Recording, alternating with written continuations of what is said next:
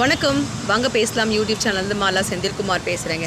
மாலா வந்து இது வரைக்கும் பண்ண வீடியோஸில் அரசியல் நிறைய பேசுனதில்லை. விஜயகாந்த் சாரோட டெத்துக்கு அப்புறமா ஒரே ஒரு வீடியோ போட்டிருந்தேன். அதுக்கப்புறமா நான் அரசியலை பற்றி பேச மாட்டேன். ஏன்னா பயம்தான் காரணம். சாமி வீடியோக்கள் போடும்போதே பயங்கரமாக தப்பு கமெண்ட் கொடுக்குறாங்க. என்னை திட்டி கமெண்ட் பண்ணால் நோ ப்ராப்ளம். பட் படிக்கிறதுக்கு ரொம்ப பயமாக இருக்கிற மாதிரி எனக்கு கமெண்ட்லாம் கொடுக்கறதுனால எனக்கு அந்த மாதிரி அரசியல் சம்மந்தப்பட்ட விஷயங்கள் பேசுகிறதுக்கு ரொம்ப பயமாக இருந்துச்சு. ஸோ இன்றைக்கி வந்து பரவாயில்ல, அந்த மாதிரி கமெண்ட் வந்தாலும் அப்படிங்கிற மாதிரி தைரியமாகிட்டு நான் வந்து இந்த மாதிரி அரசியல் சம்மந்தப்பட்ட விஷயங்களை பேசுகிறதுக்கு ட்ரை பண்ணுறேன். நான் வந்து வெறித்தனமான அஜித் ரசிகை. என்னுடைய தங்கை வந்து விஜய் ரசிகை. அஜித்தும் விஜயும் எப்படி பழகுறாங்கன்னு நமக்கு தெரியாது. ஆனால் அஜித் ஃபேன்ஸ், விஜய் ஃபேன்ஸ், அதாவது ரசிகைகளை பொறுத்த வரைக்கும் நாங்கள் சண்டை போட்டுகிட்டே தான் இருப்போம். என்னுடைய தங்கை வந்து விஜய் சார் கட்சி ஆரம்பிக்க போகிறேன்னு சொல்லும்போது நான் விஜய் சாருக்கு ஓட் பண்ணுவேன் அப்படின்னு சொல்லும்போது நான் சொன்னேன், நீ வந்து விஜய் சாரோட ஃபேன் அப்படின்னா ஃபஸ்ட்டு சீட்டில் ஃபஸ்ட்டு டிக்கெட் வாங்கி வந்து பாரு, அவர் கட்ட வீட்டுக்கு பலாபிஷேகம் பண்ணு, அவர் பேர் சொல்லி அன்னதானம் பண்ணு, அவர் பேர் சொல்லி ரத்த தானம் பண்ணு, முகாம் பண்ணுவாங்க. அந்த மாதிரி நிறைய விஷயங்கள் செய்கிறாங்க இல்லையா, அந்த மாதிரி செஞ்சு பாரு. ஆனால் நாட்டை எடுத்து கையில் கொடுத்துட முடியாது. இது வந்து அஜித் சார் எலெக்ஷனுக்கு வந்தாலும் நான் இதை தான் சொல்லுவேன் உங்ககிட்ட அப்படின்னு நான் வந்து அவங்கக்கிட்ட சொன்னேன். அதெல்லாம் எனக்கு தெரியாது, நான் விஜய் சாருக்கு தான் ஓட் பண்ணுவேன் அப்படின்னு அவங்க சொன்னாங்க. காலங்கள் ரொம்ப கடந்து போச்சு. சந்திரசேகர் சார் வந்து விஜயோட கட்சி பற்றி பேசினது, கான்ட்ரவர்சிஸ் எல்லாமே நம்ம நியூஸ் மூலமாக பார்த்து தெரிஞ்சுக்கிட்டோம். இப்போது திடீர்னு விஜய் சார் வந்து இந்த மாதிரி கட்சி ஆரம்பிச்சிருக்காரு, வின் பண்ணணும், சிஎம் போஸ்ட்டுக்கே நிற்கிறாரு இல்லைங்களா.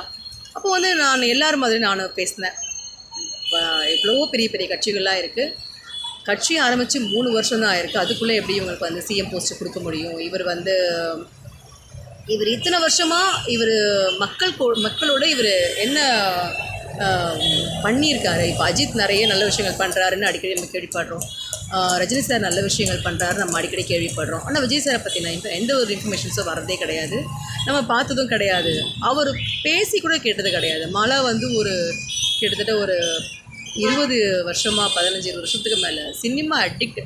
லாஸ்ட் ஒரு 20 இயர்ஸாக சினிமா பார்க்குறது விட்டுட்டேனே தவிர, அதுக்கு முன்னாடி ரொம்ப சின்ன வயசில் வந்து சினிமா தான் எனக்கு ரொம்ப ஆசை. விஷ்ணு, தேவா, இந்த மாதிரியான படங்கள் வந்த புதுசில் இருந்து ஸ்டார்ட் பண்ணி பார்த்துட்ருக்கேன் நான். காதலுக்கு மரியாதை, காதல் கோட்டை, இதெல்லாம் கூட அப்போ நல்லா பீக்கில் போயிட்டு இருந்தது அஜித் விஜயோட படங்கள். அப்போல்லாம் வந்து விஜய் சாரோட வாய்ஸ் வந்து ஐபிஎஸ்சில் நீங்கள் கேட்கவே முடியாது. லேட்டஸ்ட்டாக கூட பிகில் படம் வரும்போது கூட பிகிலே அப்படிங்கிறத கூட ஹஸ்கி வாய்ஸில் தான் அவர் சொன்னார். ஒரு அரசியல் கட்சி தலைவர் அப்படின்னா அவருடைய ஃபஸ்ட்டு குவாலிஃபிகேஷனே அவருடைய ஸ்பீச், அவருடைய சவுண்ட் ஆஃப் அந்த வே ஆஃப் இந்த ஸ்பீச் அப்படிங்கிறது ரொம்ப முக்கியம் இல்லையா. சவுண்டு இருக்கணும் அவரோட வாய்ஸில். அவர் எப்படி பேசுவார் அப்படிங்கிறத பார்க்குறதுக்காகவே ஃபஸ்ட்டு அவரோட மாநாட்டை நம்ம வந்து டிவியில் பார்த்தோம். ஃபஸ்ட் டைம் அவர் வந்து ஐபிச்சில் பேசுகிறத நான் கேட்டேன். எனக்கு ரொம்ப ஆச்சரியமாக இருந்தது. ஒரு வீடியோவுக்கு அப்போல்லாம் இன்டர்வியூ எடுக்கும்போது கூட விஜய் சார் வந்து அவ்வளோ வேகமாக பதில்கள் சொல்ல மாட்டார், ரொம்ப யோசனை பண்ணி தான் சொல்லுவார். ஒரு கட்சியை நடத்துறதுக்கு ஒரு தலைவனுக்கு என்ன குவாலிஃபிகேஷன் இருக்கணும் அப்படின்னா அந்த ஃபஸ்ட்டு பேச்சு, அது விஜய் சார் எப்படி பேசுவாருங்கிறத பார்க்குறதுக்காக மாநாடு பார்த்தேன். மாநாட்டுக்கு அப்புறமா நான் அவருடைய ஸ்பீச் ஒன்றுமே கேட்டது கிடையாது. கடைசியாக அவர் வந்து பேசின ஸ்பீச் மட்டும்தான் நான் லாஸ்ட்டு ஓட்டு பண்ணுறதுக்கு ஸ்பீச் முடியுது அன்னையோட, பிரச்சாரம் முடிகிற அன்னைக்கு கடைசி ஸ்பீச்சை நான் கேட்டேன். நான் வந்து எப்போயுமே ஒரு தேர்ட் பார்ட்டி வேணும் அப்படின்னு நினச்சி விஜயகாந்த் சார் வந்தார், அவருக்கும் ஓட் பண்ணியிருந்தேன். கமலஹாசன் சாருக்கும் ஓட் பண்ணியிருந்தேன். சீமான் சார் தவிர மற்றவங்க எல்லாருக்கும் நான் ஓட் பண்ணேன். ரஜினி சார் வந்திருந்தாலும் அவருக்கும் நான் ஓட் பண்ணியிருப்பேன். ஏன்னா ஒரு 3வது கட்சிங்கிறது கண்டிப்பாக வரணும் அப்படின்னு நான் நினைக்கிறேன். அதனால் அந்த மாதிரி நான் முயற்சி பண்ணேன். லாஸ்ட் டைம் பிஜேபி அலையன்ஸ் இல்லாமல் இருந்தப்போவும் மாலா வந்து அண்ணாமலை சாருக்கு ஓட் பண்ணேன். ஏன்னா அவர் வந்து ஒரு பேசிக்கலி அவர் படித்தவர், நாட்டை பற்றின நிறைய விஷயங்களை மக்களுக்காக அவர் பேசும்போது எனக்கு ரொம்ப அட்ராக்டிவாக இருந்துச்சு. ஸோ அவர் நமக்கு நாட்டுக்கு தேவை அப்படின்னு பட்டுச்சு, நான் ஓட் பண்ணேன். இந்த தடவையும் தனியாக வந்து அவர் நின்றிருந்தால் நான் பிஜேபிக்கு தான் ஓட் பண்ணியிருப்பேன். பட் அவர் ஏடிஎம்கே அலையன்ஸ் இருந்ததுனால எனக்கு திருப்பி இவங்களே அப்படிங்கிறது எனக்கு மனசுக்கு கஷ்டமாக இருந்ததுனால நான் அவங்களுக்கு இந்த தடவை ஓட் பண்ணலை. எதனால் தேர்ட் பார்ட்டி அப்படிங்கிறது எனக்கு சொல்லணும் அப்படின்னா, உண்மையே சொல்லணுன்னா பெண்கள் ரொம்ப அவமானப்படுத்தப்படுறாங்க அப்படிங்கிறது எனக்கு தோணுது. ரொம்ப அவமானம். மேடை ஏறி இப்போது நான் வந்து ஒரு வீட்டில் நான் வந்து சாதாரணமாக எப்படி வேணால் பேசிக்கலாம், இந்த அப்பா அப்படிலாம் பேசிக்கலாம். ஆனால் ஒரு 4 பேர் பார்க்குறாங்க, ஒரு மேடை ஏறி பேசுகிறேன், ஒரு மைக்கு கொடுக்குறாங்க, ஒரு தலைவன், ஒரு எம்எல்ஏ, ஒரு எம்பி அப்படின்னா அவங்களுக்கான அந்த தகுதி இருக்குது பாருங்கள், அது ரொம்ப பெருசு. அந்த தகுதி உணர்ந்து மேடைகளில் பெரியவங்க பேசலை அப்படிங்கிறது என்னுடைய எண்ணம். பெண்கள் ரொம்ப அவமானப்படுத்தப்பட்டாங்க. கவர்மெண்ட் ஸ்கூல்ஸ் நிறைய வந்து மூடிட்டாங்க. அப்புறம் ஹாஸ்பிட்டல்ஸ்லாம் நிறைய மருந்துகள் கிடைக்கல அப்படின்னு கூட சொல்லிக்கிட்டாங்க. எனக்கு தேர்ட் பார்ட்டி வேணும், ஒரு போதும், இவங்க ரொம்ப நாளாக இவங்க இருந்துட்டாங்க, ஒரு தேர்ட் பார்ட்டி வேணும் அப்படின்னு தோணிதுன்னா நான் வந்து ஒர்க் பண்ணிகிட்டு இருந்தேன். இந்த தடவை எனக்கு வந்து கரெக்டாக கிடச்சது விஜய் சார் தான். விஜய் சாரோட ஸ்பீச் கேட்கும்போது, அவர் கடைசியாக பேசும்போது அவருடைய லாஸ்ட் ஸ்பீச்சாக கேட்ட இடையில அவர் பேசுனது எதுவுமே நான் கேட்கல. ஏன்னா பெருசாக எனக்கு இன்ட்ரெஸ்ட் இல்லை. கடைசியாக கேட்கும்போது நீங்கள் வந்து ஒவ்வொரு வீட்லேயும் விஜய் இருக்காங்க அப்படின்னு அவர் சொல்கிறது, ஏன் அவர் அப்படி சொல்கிறாரு அப்படின்னு எனக்கு ரொம்ப நாளாக புரியாமல் இருந்தது. ஒரு நாள் என் தம்பி எனக்கு கால் பண்ணிவிட்டு, அக்கா நான் வந்து கேன் வாஷ் பண்ண போகிறேன் அப்படின்னு சொன்னான். நீ யார் வேணால் கேன் வாஷ் பண்ணு, ஆனால் நான் பிஜேபிக்கு தான் ஓட் பண்ணுவேன், நீ என்ன வேணால் பேச, டைம் தான் வேஸ்ட்டு வாங்க எனக்கு அப்படின்னு சொல்லிட்டேன். பேசினான், கொஞ்சம் கொஞ்சமாக பேச அவருக்கு என்னாச்சோ தெரியல, திடீர்னு கோவப்பட்டுட்டாரு, என்னை திட்டார். இத்தனை வருஷத்தில் என் தம்பி என்னை கடிஞ்சு ஒரு சொன்னது கிடையாது. நான் தான் அவரை பேசுகிறதே தவிர அவர் என்னை பேசவே மாட்டாப்புல. அவருக்கே கஷ்டமாயி, அக்காக்கா நான் தெரியாமல் பேசிட்டேங்க, என்னை மன்னிச்சிருக்கா அப்படின்னு சொல்கிற அளவுக்கு அவர் பேசினார். அப்போ தான் வந்து ஒவ்வொரு வீட்லேயும் விஜய் இருக்கேன் அப்படின்னு விஜய் சார் சொன்னது எனக்கு ஞாபகம் வந்துச்சு. ஸோ ரொம்ப ஆச்சரியமாக இருந்தது. அக்கா நான் என் தலைவனை பற்றி பேசுகிறேங்கான்னு என் தம்பி சொல்லும்போது, யாரோ உன் தலைவன், இத்தனை வருஷமாக இருக்கேன், ஒரு நாள் கூட உன் தலைவனை பற்றி எனக்கு சொன்னதே கிடையாது அப்படிங்கிற மாதிரி தான் நான் அவர்கிட்ட பேசினேன். ஃபர்ஸ்ட் டைமாக வந்து விஜய் சார் பேசுகிற அந்த லாஸ்ட் ஸ்பீச் நான் கேட்கும்போது, அவர் என்ன சொல்கிறாருன்றது எனக்கு சரியாக புரியாட்டாலும், அவர் பொய் சொல்லலை, அவர் ஏதோ ஒரு உண்மையை சொல்கிறாரோன்னு எனக்கு தோணுச்சு. தப்பு பண்ணுறவங்க தான் ரொம்ப வந்து வார்த்தை அலங்காரப்படுத்தி நேரம் எடுத்து அதை வந்து நம்மளை ஏமாத்துறதுக்கு என்னென்ன வார்த்தைகள் அங்கே அந்த ஜாலத்துக்கு போடணுமோ அதெல்லாம் போட்டு நம்மளை பேசி, நம்மளை தமிழ் மேலே நமக்கு இருக்கக்கூடிய ஈடுபாட்டை, தமிழ் மேலே நமக்கு இருக்கக்கூடிய பொறுப்பை, அக்கறையை அவங்களுக்கு சாதகமாக்கி நம்மளை வந்து மொழி, ஜாதி அப்படின்னு சொல்லி நம்மளை வேறு மாதிரி டைவெர்ட் பண்ணி வச்சுருந்ததெல்லாம் அவருக்கு தெரியலை. அவர் ரொம்ப யதார்த்தமாக பேசினது எனக்கு ரொம்ப வித்தியாசமாக இருந்தது. இந்த ஒரு நாள் நான் சொல்கிறத கேளுங்க, அடுத்த 5 வருஷம் நீங்கள் சொல்கிறத நான் கேட்பேன் அப்படின்னு சொல்லும்போதும் சில உணர்ச்சி வசமான வார்த்தைகளும் அந்த நேரத்துக்கு பேசினதாக எனக்கு படலை. ஏதோ ஒரு உண்மையாக எனக்கு தோணுச்சு. நமக்கு சொல்லுவாங்க இல்லையா, உள்ளுணர்வு அப்படின்னு சொல்லிட்டு, அந்த ஸ்பீச் கேட்டதுலேருந்து என்னமோ தெரியல, அவர் மேலே ஒரு மரியாதை. ஓகே, ஏன் வந்து விஜய் இருக்கக்கூடாது, வரக்கூடாது, தேர்ட் பார்ட்டியாக வரக்கூடாது அப்படின்னு எனக்கு தோணுச்சு. அப்போ தான் ஃபஸ்ட் டைம் நான் வந்து விஜய்க்கு ஓட் பண்ணுவேன்னு என் தங்கை நிச்சயமாக நம்பிக்கவே மாட்டாங்க. அப்புறம் நான் டிவி கேட்க தான் ஓட் பண்ணேன். ஏன்னா ட்ரை பண்ணுவோம், ஒரு மாற்றம் பார்த்து முயற்சி பண்ணி பார்ப்போம். அவங்க என்ன, நிச்சயமாக அவங்க எவ்வளோ நல்லது செய்வாங்களோ நமக்கு தெரியாது, ஆனால் மற்றவங்க மாதிரி கெடுதல் பண்ண அவங்களுக்கு தெரியாதுங்கிறத மட்டும் நான் நம்புகிறேன். ஏன்னா பெண்கள் ரொம்ப அவமானப்படுத்தப்படுறாங்க. கோயில்களுக்கு தைரியமாக போக முடியலை. சாமி கோயில்களை, குலதெய்வ சாமி கோயில்களை மூடியிருக்காங்க. அதாவது பொதுப்படையான கோயில்களை ஏதாவது பொது விஷயத்துக்காக, ஒரு பொது காரணத்துக்காக மூடுறதுங்கிறது வேணால் அரசியல் சட்டமாக இருக்கலாம், அது மழக்க தெரியலை. குலதெய்வம் அப்படிங்கிறது ஒரு தனிப்பட்ட மக்கள் கும்பிடுறது. இந்து கடவுளை மட்டுமே ரொம்ப அதிகமாக டார்கெட் பண்ணி அவமானப்படுத்தப்பட்டதாக நான் நினைக்கிறேன். அண்ணாமலை சார் வந்து லாஸ்ட் டைம் அண்ணாமலை சாரும் பெரிய எழுச்சி இருந்தது. அண்ணாமலையாராக இருந்தாலும் சரி, ஜோசப் விஜயாக இருந்தாலும் சரி, நமக்கு வேண்டியது தேர்ட் பார்ட்டி. மக்கள் நல்லா இருக்கணும். மக்கள் நல்லா இருக்கிறதுக்கு என்ன பண்ணணும் அப்படிங்கிறது ஒரு முயற்சியாவது நம்ம பண்ணணும். இந்த தடவை மக்கள்கிட்ட இவ்வளவு ஒற்றுமை இருக்கும் அப்படிங்கிறது மகள ஆச்சரியமாக பார்க்குறேன். லாஸ்ட் டைம் அண்ணாமலை சார் பேசும்போது கூட நான் என்ன நினச்சேன்னா, மக்களை எப்படி இவர் நம்புகிறாரு. ஏன்னா காமராஜர், விஜயகாந்த் எல்லாரையுமே நம்ம தானே வந்து தள்ளி வச்சோம். இப்போ அண்ணாமலையும் விஜய் சாரை மட்டும் நம்ம எப்படி நான் ஏற்றுப்போம் அப்படின்னு நான் நினச்சேன். இவங்க உண்மையாக தலைவர்கள் வந்தால் கூட மக்கள் அவங்கள வந்து நம்புறதுக்கு ரொம்ப கஷ்டமாயிடுது தானே. அந்த அளவுக்கு மக்கள் மறத்து போயிட்டோம். இப்போ நம்மளால் உண்மையை கூட புரிஞ்சிக்க முடியாத நிலைமைக்கு ஆயிட்டோம். அதுதான் உண்மை.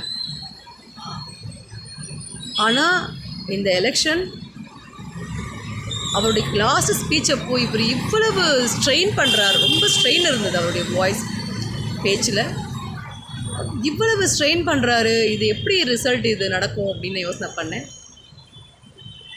சின்ன பிள்ளைகள் அப்படின்னு சொல்லப்பட்டாங்க, விசில் அடித்தாங்க, குஞ்சிகள்னு சொன்னாங்க. பெரியவங்களாம் ஒரு வார்த்தை சொல்லுவாங்க, சின்ன பிள்ளை வெள்ளாமல் வீடு வந்து சேராது அப்படின்னு சொல்லுவாங்க. குட்டி நாய் குலைக்குது அப்படின்னு சொல்லுவாங்க.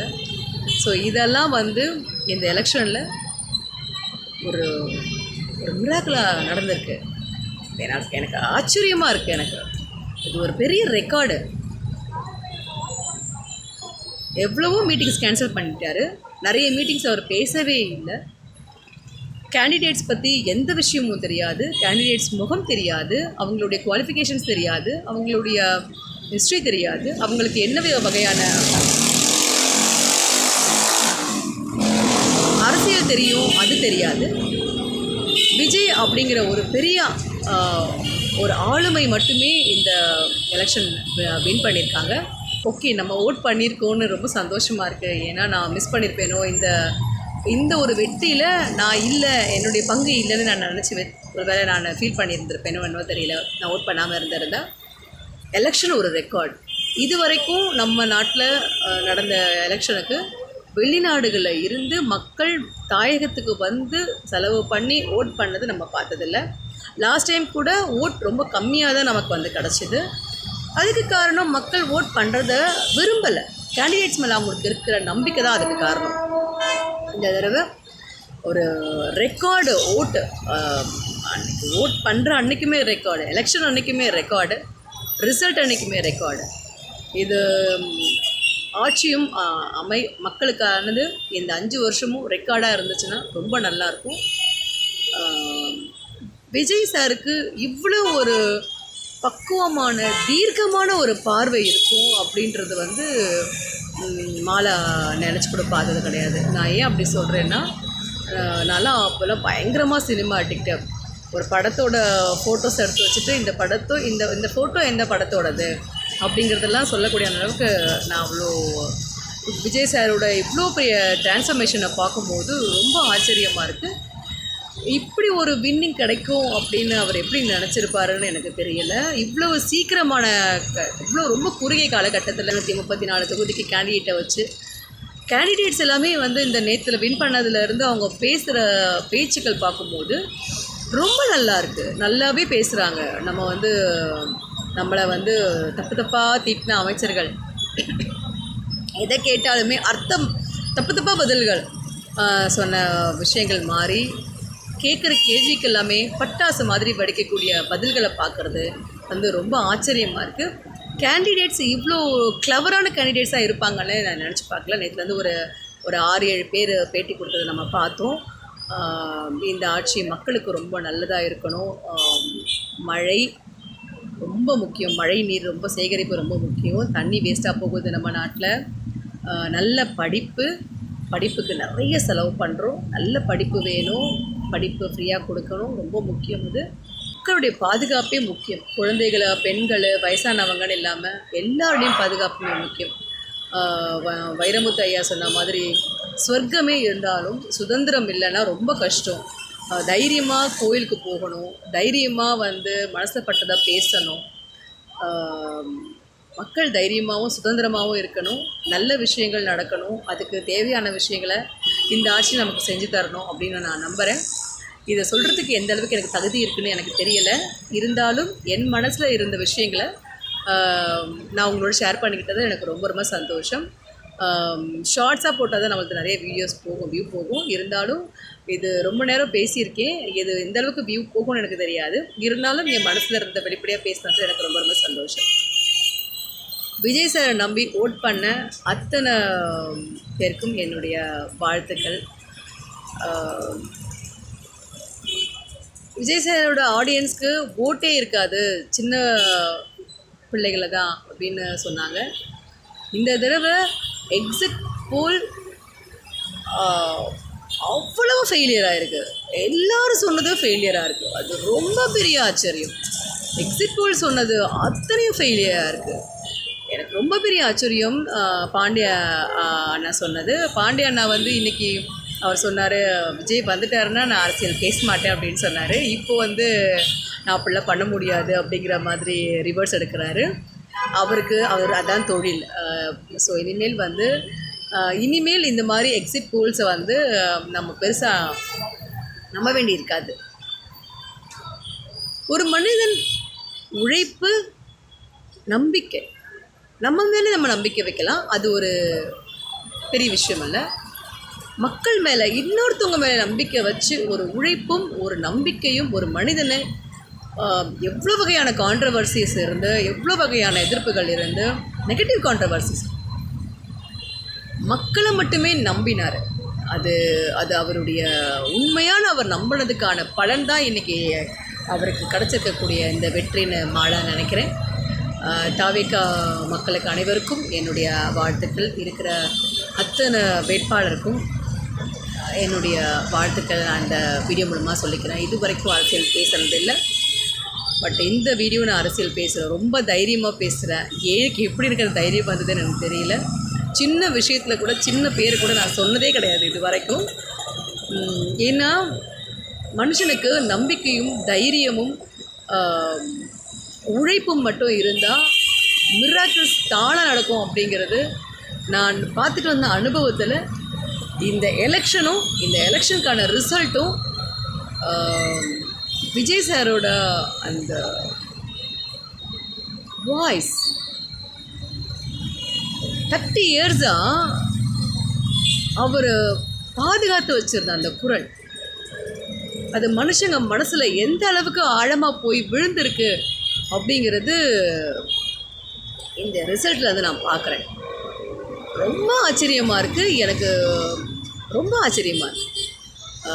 இனி ஆட்சி எப்படி அமையும் அப்படிங்கிறது, ஆட்சியை பற்றி என்ன, அரசியல் எப்படி போகும், மக்களுக்கு என்ன நடக்கும் அப்படிங்கிறது இனிமேல் தான் நம்ம பார்க்கணும். இருந்தாலும் இன்னமும் ஒரு சின்ன சுதந்திரம் கிடச்சிதாமான்னு நினைக்கிறேன். ஒரு நல்ல ஒரு விஷயம், ஏதோ ஒரு நல்ல விஷயம் கிடச்சிதாமான்னு நினைக்கிறேன். ஓகே, எனக்கு ரொம்ப சந்தோஷம் இந்த வீடியோ போட்டதில். எல்லாருக்கும் வாழ்த்துக்கள். நம்ம எல்லாருக்குமே வர காலங்கள் ரொம்ப நல்லபடி இருக்கணும்னு நம்ம இறைவனை பிரார்த்தனை பண்ணுவோம். அவங்க கடவுளை தைரியமாக கும்பிடுங்க, அவ்வளோதான். ஜாதி, மதம் இதையெல்லாம் மனிதர்கள், தமிழர்கள் பார்க்கறது இல்லை அப்படிங்கிறதுக்கு இந்த எலெக்ஷன் ஒரு பெரிய ரிசல்ட்டு. இந்த எலெக்ஷன் ரிசல்ட் வந்து ஒரு பெரிய, ஜாதி பார்த்து மக்கள் ஓட் பண்ணுறதில்ல, இலவசங்களை பார்த்து மக்கள் ஓட் பண்ணுறது இல்லை. இது ஃப்ரீ தரேன், அது ஃப்ரீ தரேன், 8000 கூப்பனு, ஃப்ரிட்ஜு, 10,000 ரூபாய், இது எல்லாமே இருக்கட்டும், ஒரு பக்கம் இருக்கட்டும். அமைதியான ஒரு விரல் புரட்சின்னா அது அமைதியான ஒரு விரல் புரட்சி தான். பாய்.